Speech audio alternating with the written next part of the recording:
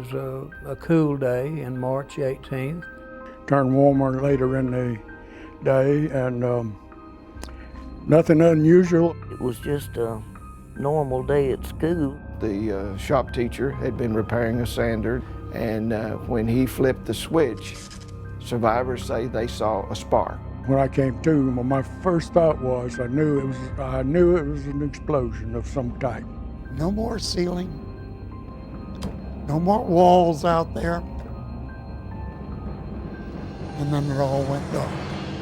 And I wanted to get to a phone and let my mother and daddy know that I was alive. Our Houston Press affiliate had a call from Humble Oil saying we've got a terrible thing going on up at New London. Apparently a school blew up there.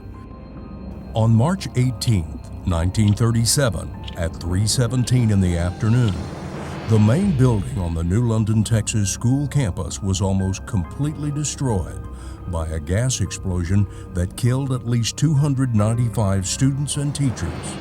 To this day, more than 75 years after it happened, it ranks as the worst school disaster in American history. Basically, what we're trying to do is to preserve the memory of the day a generation died. In the shadow of a 40-foot Texas granite cenotaph, which marks one of the state's darkest days of loss, the London Museum provides a comprehensive look at a tragedy that changed a small town and a way of life forever.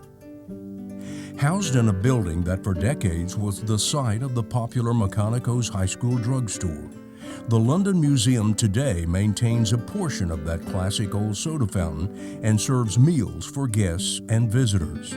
Sometimes, as on this day, those visitors include blast survivors, exposing another generation to that fateful day. Nobody knows about it. And of course, it's not in the history books anymore. Such visits become a poignant and, for some, healing journey to a time long past.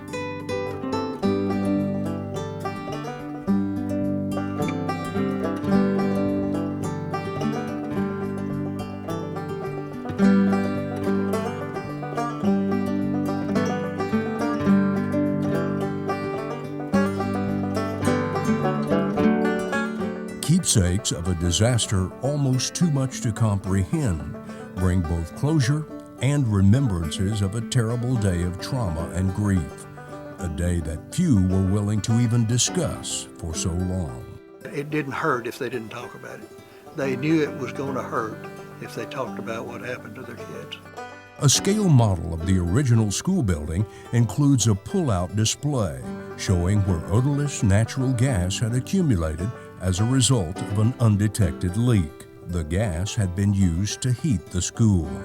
Though the tragedy made glaring headlines in the days following the explosion, over time it was lost to much of history, and museum visitors, more often than not, are amazed at the magnitude of the events from that day.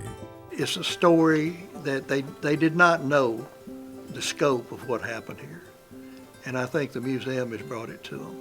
And so, though it was once a topic too painful to relive, through the work of the London Museum, the resilience of a community in the face of an unparalleled tragedy is remembered. It's our history, and we don't want that history to go away.